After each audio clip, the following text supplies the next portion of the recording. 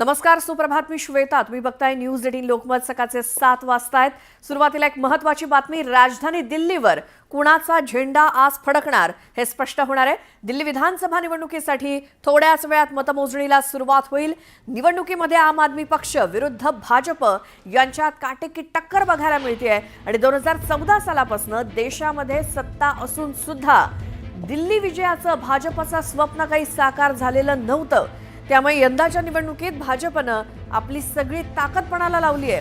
2015 आणि 2020 असे सलग 2 वेळा आम आदमी पक्षानं निर्विवाद यश मिळवलं होतं आणि 2015ला 70 पैकी 67 तर 2020 मध्ये 62 जागांवरती विजय मिळवला होता. त्यामुळे यंदाही आपचा झाडू विरोधकांचा सुपडा साफ करणार की भाजपचं कमळ फुलणार हे पाहणं महत्त्वाचं ठरणार आहे. मात्र यंदाच्या निवडणुकीआधी आपच्या सरकारवर भ्रष्टाचाराचे आरोप झाले.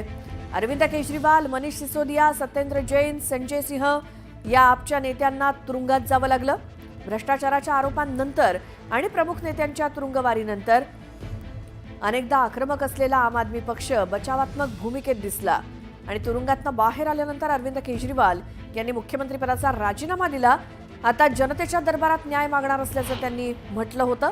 तर भाजप गेल्या 27 वर्षांपासून दिल्ली विधानसभेतल्या सत्तेबाहेर आहे.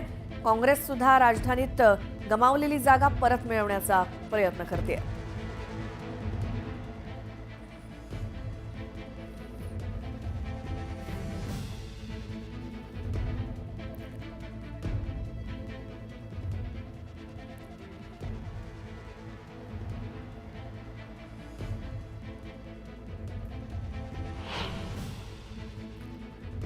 तर दुसरीकडे उपमुख्यमंत्री एकनाथ शिंदे दिल्लीमध्ये आहेत. दिल्ली विधानसभा निवडणुकीचा आज निकाल जाहीर होणार आहे. त्या पार्श्वभूमीवर एकनाथ शिंदे यांच्यावर भाजपच्या राष्ट्रीय नेतृत्वानं विशेष जबाबदारी सोपवल्याची माहिती सूत्रांनी दिली आहे.